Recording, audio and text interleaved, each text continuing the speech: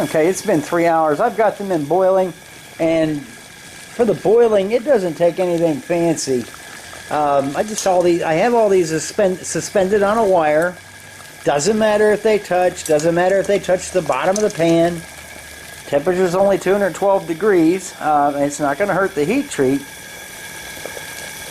But the first time after the first boiling, don't expect any sort of uniform coating of black velvet, as they call it. It's not going to happen.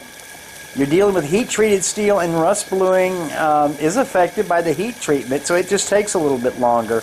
Eventually, with multiple applications, you will get a nice, even coating. So they've only been in. This just came up to a boil, and I just immersed them 2 minutes ago.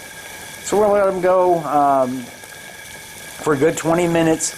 We'll take them off, and then I'm going to card them. Okay, this is after 20 minutes of boiling, and we have pretty good conversion of the red rust to this black oxide. I think this oxide is called magnetite or something like that. They're still fairly warm, but at this point is when you want to take your 4/0 steel wool and do what's known as carding. And all that is you're just going to dust off this black oxide.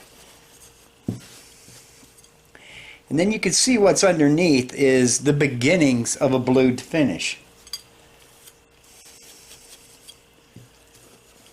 But you want to get all the areas that you care about, which in this case are the blade itself and then the perimeter. I'm leaving these wire loops on. There's enough room to move them out of the way and do what I need to do, and I don't have to fiddle with them.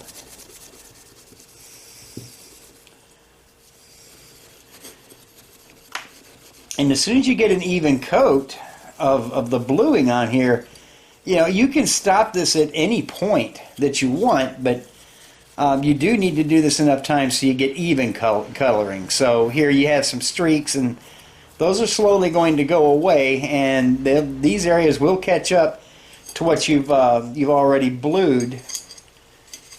So just work your way around the knife,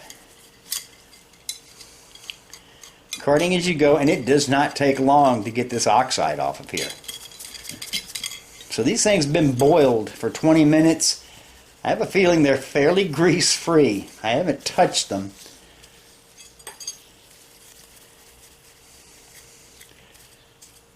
So while they're warm, we're going to go right back with a second coat of the blue. I have enough time in the day to where I can do another 3-hour and then a 20-minute boil, and that is going to be okay to stop and wait for the next round.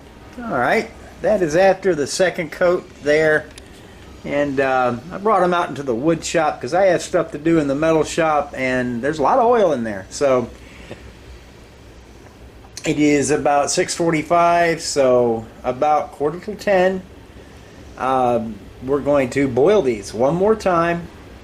And you can use the same distilled water, provided you cover the pot and don't let anything get dirty.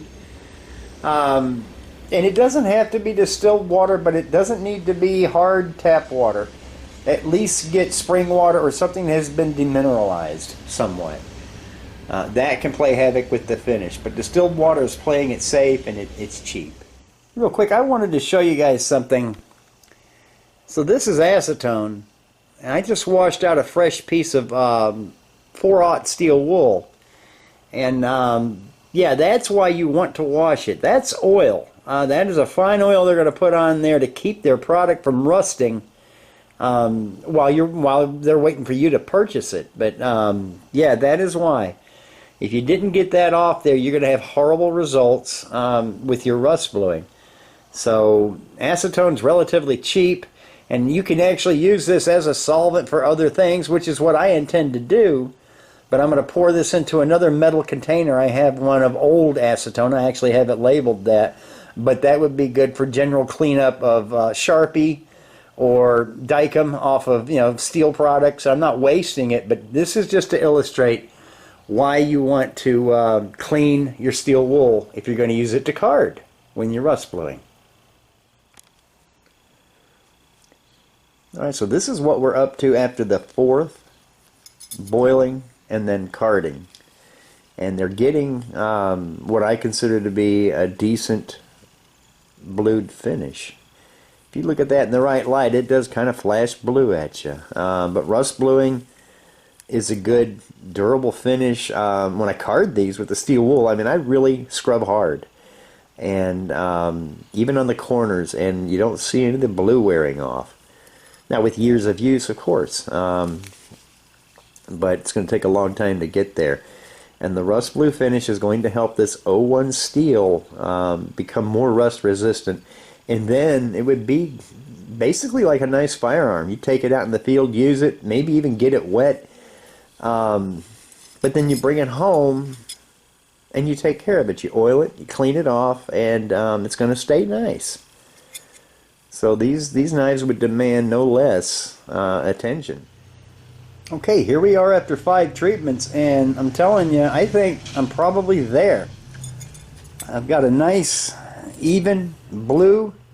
It's nice and deep, and that's what I was shooting for to begin with. So they're still warm from the boil, and I just carded them off just before I started the camera. But yeah, that's what I'm looking for all the way around on all edges. Of course, it's not so hot back here, but that's going to be covered with handle scale. But I like the effect, and the trademark shows really well. So my next step is I'm going to wipe these down with boiled linseed oil, let them dry, and then give them one final little buff with some steel wool. You need to oil them after this process. I use linseed oil. You can use 3-in-1 oil if you want to, but I've always used linseed oil on guns, so I'm going to do it on these knives. And then I will be careful to degrease back here where we're going to have epoxy. But yeah, all of them turned out really nice. I'm only looking from here forward. But that is a rust blue. I'm pleased. Haven't done this in a long time, but the process doesn't change. So anyway, that's it. Basic rust bluing. It's a patient process, and it's one where you need to pay attention to the details. You'll get some good results. And I'm going to go ahead with the build, and I'll be coming back when I get these things a little, more to completion and show you what they look like, get some sheaths made. But yeah, I've had this in me for quite a while, and it's not the last rust blue set of knives I'm going to make, and that's for sure. I really like that. So anyway, guys, thanks for watching, and we'll get this uploaded. You guys have a nice day.